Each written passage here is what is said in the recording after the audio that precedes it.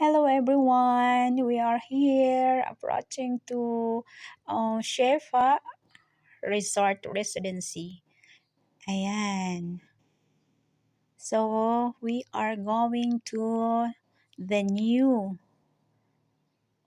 residency at Shefa Resort. So, while we going there, makikita natin yung place na ang ganda talaga. Yung papuntang Shefa. Ayan, ganyan ka-nice. So, akala nyo mga mountain yan. So, hindi yan nagla-landslide.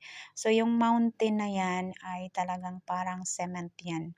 Yan yung ginagawa na cement. So, sobrang mura ang ano nila dito. Kasi nga, ano sila, yung mga malapit sa mga ganyan ang ginagawang cement. Yung bundok na yan, matitigas yan.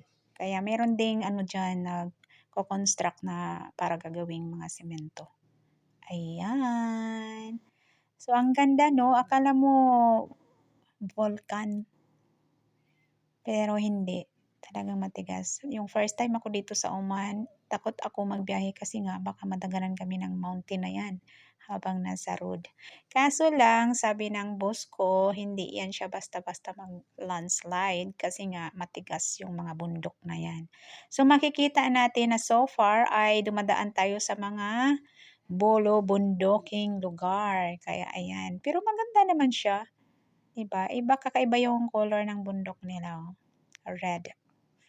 Ayan. So, papunta na kami ng Al Shifa Resort Residency. So, makikita natin kasi sabi nila ang ganda daw ng resort.